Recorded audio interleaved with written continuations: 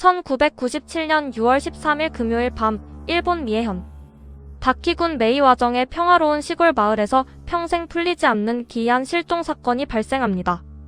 피해자는 마츠자카 공업고등학교 3학년에 재학 중이던 만 17세의 여고생 키타야마 유우코 씨였습니다. 그녀는 그날 밤 평소처럼 입시 학원에서 채점 아르바이트를 마치고 오후 10시쯤 학원 건물 밖으로 나왔습니다.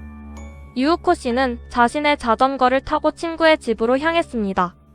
친구와 만나서 밤늦게까지 함께 공부를 하거나 이야기를 나누기로 약속했기 때문입니다. 학원에서 친구의 집까지는 자전거로 가기에 그리 멀지 않은 거리였습니다. 오후 10시 30분쯤 유우코 씨는 친구 집 근처에 있는 공중전화 부스 앞에 자전거를 세웠습니다. 그리고 친구의 집으로 전화를 걸었습니다. 전화를 받은 친구에게 유우코 씨는 이제 거의 다 왔어. 한 10분 뒤면 너희 집에 도착할 것 같아라고 아주 밝고 평범한 목소리로 말했습니다. 그것이 유우코 씨가 세상에 남긴 마지막 목소리였습니다. 10분이면 도착한다던 유우코 씨는 30분이 지나고 1시간이 지나도 친구의 집에 나타나지 않았습니다. 친구는 무언가 이상함을 감지했습니다. 자전거로 10분 거리라면 이미 도착하고도 남을 시간이었기 때문입니다. 걱정이 된 친구는 날을 넘긴 6월 14일 0시쯤 유우코 씨의 집으로 전화를 걸어 유우코가 10분 뒤에 온다고 해놓고 아직까지 오지 않았다며 사실을 알렸습니다. 깜짝 놀란 유우코 씨의 가족들은 즉시 집 밖으로 나와 유우코 씨가 이동했을 동선을 따라 밤새도록 수색을 시작했습니다. 하지만 길거리 어디에서도 유우코 씨의 모습은 물론이고 그녀가 타고 있던 자전거조차 발견할 수 없었습니다. 상황의 심각성을 인지한 가족들은 같은 날 새벽 2시쯤 경찰에 정식으로 실종 신고를 접수했습니다. 경찰은 유우코 씨가 마지막으로 전화를 걸었던 공중전화 부스 주변을 집중적으로 수색했습니다. 그 결과 공중전화 부스 근처에서 유우코 씨의 자전거가 아주 깨끗한 상태로 쓰러져 있는 것을 발견했습니다. 자전거에는 강제로 쓰러뜨리거나 다툰 흔적이 전혀 없었고 유우코 씨의 소지품 중 일부도 주변에 그대로 남아 있었습니다. 가출할 만한 이유가 전혀 없었던 모범적인 학생이었기에 경찰은 누군가가 강제로 유우코 씨를 차량 등에 태워 납치했을 가능성에 무게를 두고 본격적인 강력사건 수사체제로 전환했습니다. 사건 발생 이틀 뒤인 6월 16일 실종 사건은 예상치 못한 기괴한 국면을 맞이하게 됩니다. 유우코 씨의 고등학교 친구였던 B씨는 혹시나 하는 마음에 유우코 씨가 평소에 가지고 다니던 무선호출기, 즉 삐삐로 연락을 시도했습니다. B씨는 음성 메시지 대신 자신의 집 전화번호를 숫자로 남겼습니다. 그런데 놀랍게도 번호를 남긴 지 얼마 지나지 않아 B씨의 집 전화기가 울리기 시작했습니다. 전화를 받자 수화기 건너편에서는 아무런 말도 들리지 않는 기분 나쁜 무언 전화가 잠시 이어졌습니다. 그리고 이내 전화를 건 정체불명의 남자가 목소리를 냈습니다. 낯선 남자의 목소리에 B씨는 심장이 내려앉았지만 차분하게 유우코 씨의 행방을 물었습니다. 그러자 남자는 차가운 목소리로 나는 키타야마 유우코가 어디 있는지 모른다. 이 삐삐는 길에서 주운 것뿐이다 라고 답했습니다. B씨가 계속해서 추궁하자 남자는 사실은 키타야마 유우코 씨를 내 차로 역까지 바래다 주었고 거기서 헤어졌다는 모순된 말을 남긴 채 전화를 끊어버렸습니다. 유우코 씨의 삐삐를 가지고 있는 이 의문의 남자가 유력한 용의자임이 확실해진 순간이었습니다. 며칠 후 이 남자는 다시 B씨에게 전화를 걸어왔습니다. 남자는 삐삐를 돌려줄 테니 지정하는 장소로 나오라고 말했습니다. B씨는 이 사실을 즉시 유우코 씨의 가족과 경찰에 알렸습니다. 약속 당일 경찰과 가족들은 남자가 말한 약속 장소 주변에 잠복하며 범인이 나타나기를 숨죽여 기다렸습니다.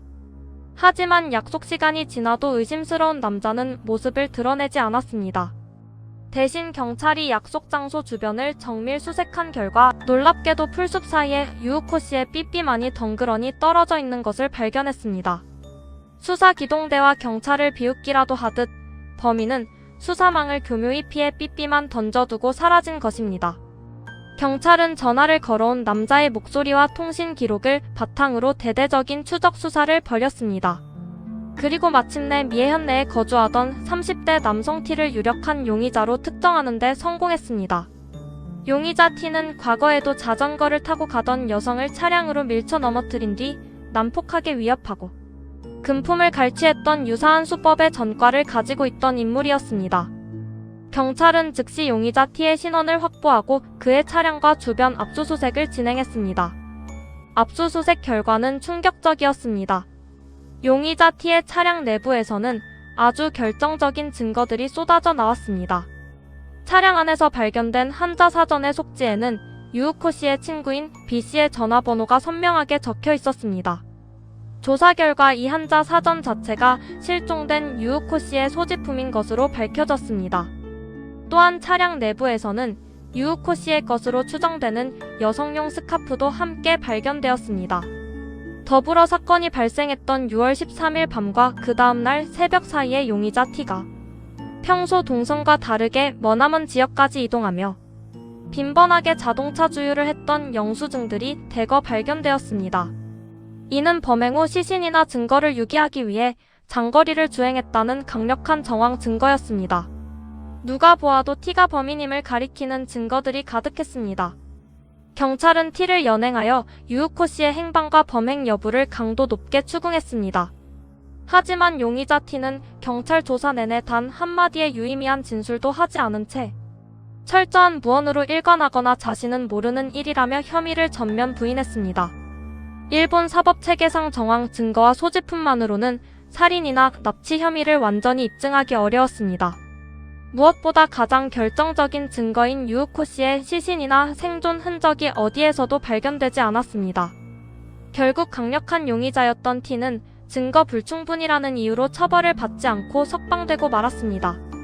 유력한 용의자를 눈앞에서 놓친 경찰은 미해현 전역의 산과 들, 해안가를 대대적으로 수색했으나 유우코 씨의 가방과 자전거 외에는 그 어떤 단서도 찾지 못했습니다. 그러던 중 경찰은 유우코 씨가 실종 당일 학원에서 가지고 나왔던 가방을 다시 한번 면밀히 분석하기 시작했습니다. 그리고 가방 안쪽 깊숙한 곳에서 유우코 씨가 직접 작성한 것으로 보이는 의문의 메모 한 장을 발견하게 됩니다. 메모에는 구체적인 맥락을 알 수 없는 기묘한 문장들과 함께 당시 유우코 씨가 처했던 심리적 압박감이나 인간관계의 갈등을 암시하는 듯한 글귀들이 적혀 있었습니다. 일각에서는 이 메모가 가출의 징후가 아니냐는 의문을 제기하기도 했지만 실종 당일 친구와 밝은 모습으로 10분 뒤에 만나자고 약속했던 점, 그리고 전과가 화려한 용의자 T의 차에서 유우코 씨의 소지품이 대거 발견된 점으로 보아 계획적인 강력 범죄에 휘말린 것이 확실하다는 게 중론이었습니다. 이 메모는 유우코 씨가 실종되기 전 어떤 고민을 안고 있었는지를 보여주는 유일한 단서였지만 범인을 특정하거나 그녀의 행방을 찾는 데는 직접적인 도움이 되지 못했습니다. 현재까지도 키타야마 유우코 씨는 가족의 품으로 돌아오지 못한 채 장기 미제 실종 상태로 남아 있습니다. 미해현 경찰은 사건 발생 후 수십 년이 지난 지금까지도 매년 6월 13일이 되면 유우코 씨가 실종되었던 마츠자카역 등 주요 장소에서 시민들에게 전단지를 배포하며 제보를 요청하고 있습니다. 수십 년간 수만 명의 수사 인력이 투입되었고 기술이 발전했음에도 불구하고 유우코 씨의 행방은 여전히 묘연합니다. 10분 뒤에 도착한다던 그 짧은 약속이 왜 영원한 이별이 되었는지, 유우코 씨의 가방 속에 남겨진 메모는 진정 무엇을 의미했는지, 사건은 수많은 수수께끼만을 남긴 채 일본 역사상 가장 안타깝고 미스터리한 실종 사건 중 하나로 기억되고 있습니다. 여러분은 범인 T가 진짜 범인이라 생각하시나요? 오늘 영상이 흥미로우셨다면 구독과 좋아요 부탁드립니다. 감사합니다.